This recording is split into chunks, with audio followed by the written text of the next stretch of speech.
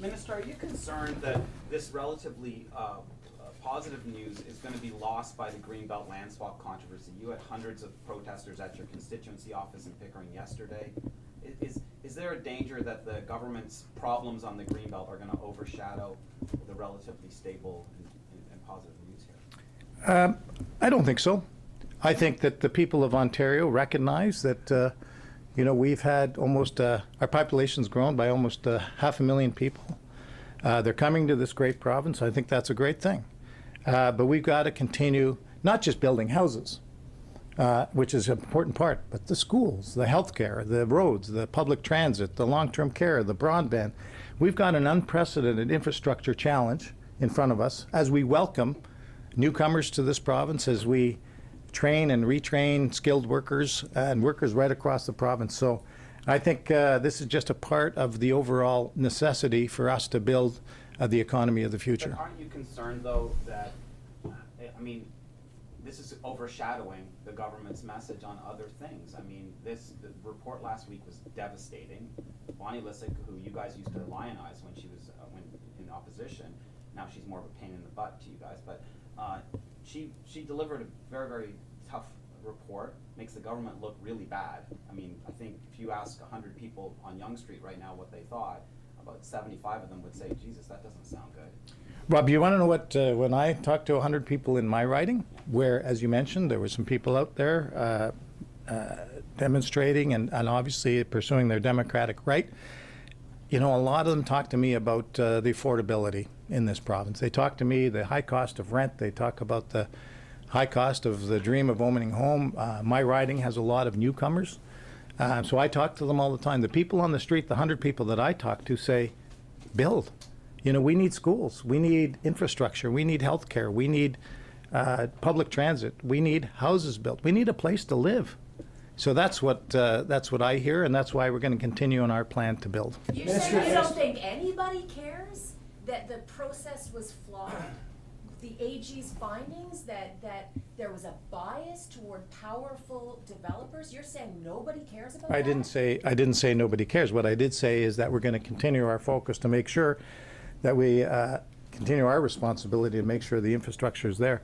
With regard to the report, as the Premier and Minister Clark have said, the 14 recommendations are out of 15 are important to pursue, and they've committed to follow those recommendations. Why not follow the 15th, though? That's actually a critical because one, to actually acknowledge the process was flawed and to look at it and reconsider potentially. Why not follow that one and say to voters, okay, we made a mistake, we're going to revisit this, we're going to make sure we made the right decision? With 500,000 people coming to this province last year, and who knows what number that'll be this year, we have an absolute responsibility to the people of Ontario to continue to build houses. There's no question. So we've acknowledged, and the Premier and Minister Clark have acknowledged the process could have been better, without question, accepted those recommendations. But we're going to continue to move forward because it's an absolute crisis that we're in. We're in a housing crisis, and I don't want to stand, I don't think anyone wants to stand in front of you a year from now, 2 years from now, and say that we didn't get the job done. Minister, the largest section that was removed is in your riding. You've been there since 2018. You've had powerful, prominent positions within this government. Did any developer reach out to you to say, I want that land removed? They didn't, I haven't sat down with those developers in terms of talking about removing those lands. Certainly something that, but the mayor at the time and the council brought up, and many people brought up the fact that they've been advocating for over a couple of decades to get those lands developed. In fact, there was I believe, a commitment to start that process, and then according to these mayors, it wasn't real science, it was political science that those lands were removed. So this is something the municipality has been advocating for a long time. I'm sure the developers have been advocating for that for a long time, the people who own that land, of which I don't know the full list, but of course there must be many. But what I've heard consistently from the council, from the mayor, the previous mayors, is that, Pickering, along with a lot of other communities, is bursting at the seams. People are moving in. And let's remember, that land is, of course, between Finch and the 407, right next door to the largest city in Canada.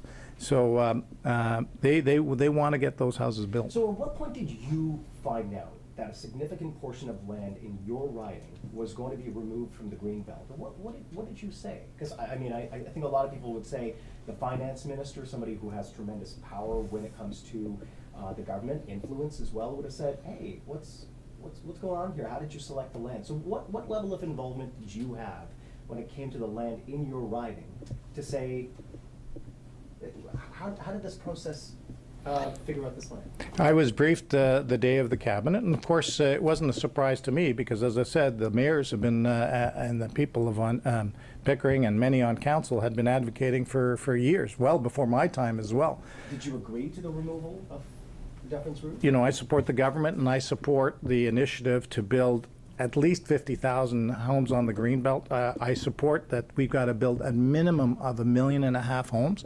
And I'm concerned because if we don't get that done, it's going to put pressure, continue to put pressure on a range of affordable housing, the homelessness. We've got refugees coming to this province.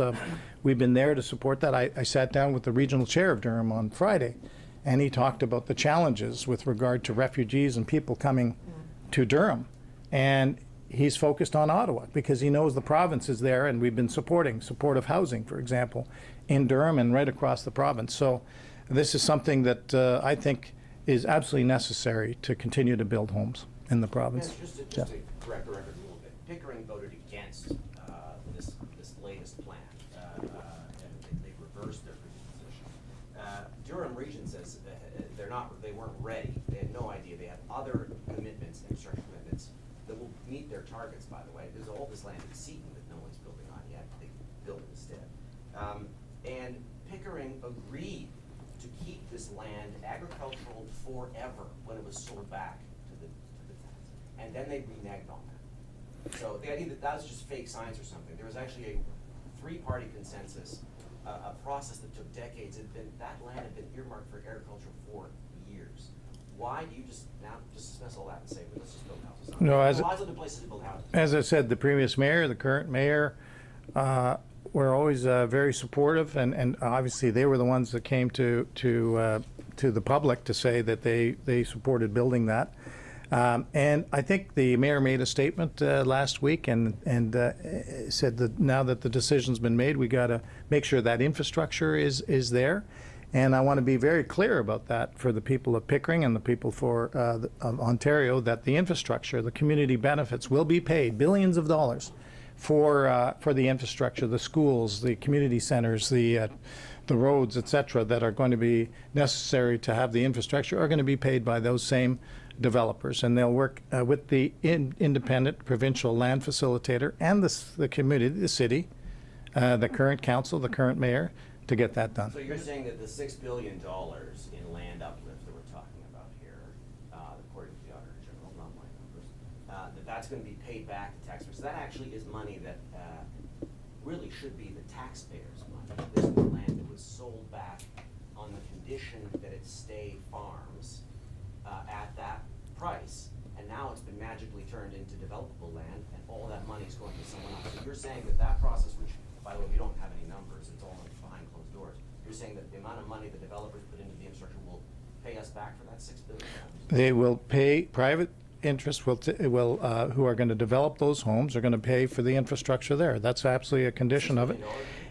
Well, certainly billions. I don't know how much. They got to pay for the cost of building. How much? So how can we evaluate? But Jeff, they have to pay for the cost of the building, and you know, one step at a time. But we've made it very clear that as part of the putting those lands out of the Greenbelt, that there has to be a commitment to pay for that infrastructure. And we've also made it clear that if they don't get it done, start the process and get shovels in the ground by 2025, then there'll be a process to put those lands back into the Greenbelt. Minister, you're projecting a deficit unchanged from the budget. It seems like every time you put a number out there, the FAO says, no, that's not right, it's not going to be as bad as that.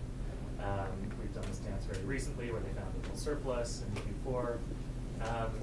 Is everything working okay at the FAO? Are they filling their mandate of providing some transparency, or is it misleading?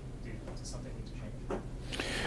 Well, I think with regard to the FAO, you have to recognize that they use a completely different methodology, one that we can't, that's their methodology.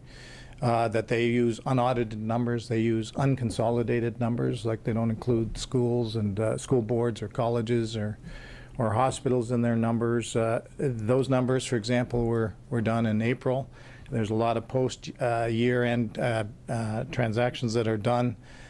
Those all come out in the audited statements, and those audited statements are due by the end of September. So I'll be up in front of you again to be able to address the specific numbers for 2022-23 based on the audited results.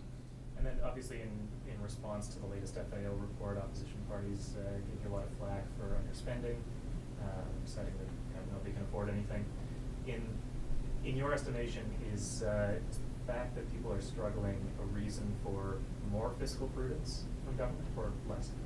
You know, what we're doing is, I believe you can be fiscally responsible, invest in infrastructure, and support workers and families in Ontario, and we've demonstrated that.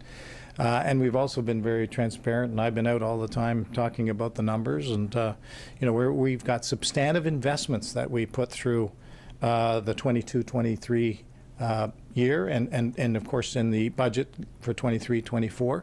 I'll give you an example. Healthcare, we increased by some $6 billion to meet the healthcare needs. We've increased the education budget. We've increased the infrastructure spend because, as I said, we've got to get things done.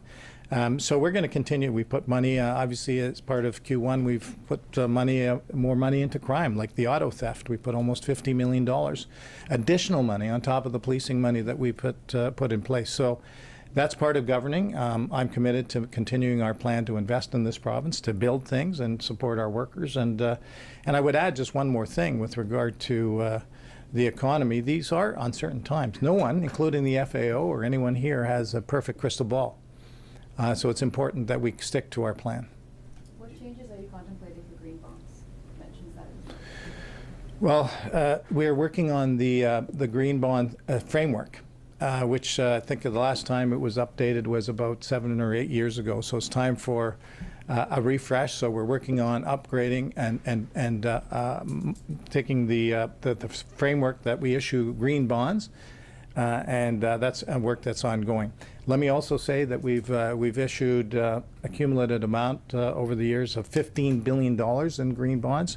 There's no other province, or in fact the government of Ottawa, Canada, that's issued as many green bonds. In fact, that's more, I understand, than all of them combined, including the federal government. And let me say this as well with regard to green bonds. One of the factors, for example, that Volkswagen said that they picked Ontario. They could have gone lots of different places. Was the fact that we have a green grid, that we've been committed to, greenifying our economy, electrifying our economy.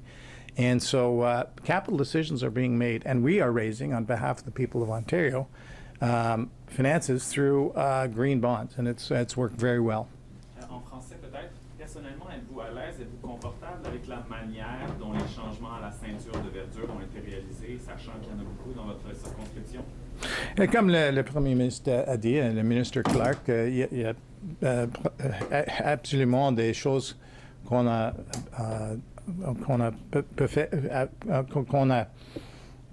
pouvait faire différemment, améliorer sans doute. Alors les 14 recommandations sont cela, et on va suivre les recommandations, les 14. Minister, I was speaking with David Crombie last week, former mayor of Toronto. Great guy. Great guy, former federal Conservative MP. He said he believes there are a lot of really good people in cabinet and caucus, and that surely there are some who are concerned about the optics of what has happened to the Greenbelt. And he wishes that some good people would speak up. What are you hearing around the table? Are there some concerns about how this has been handled and if this should be reconsidered? Well, as the Premier and Minister Clark said, you know, the process could have been definitely done better. And I think we all accept that, Cynthia.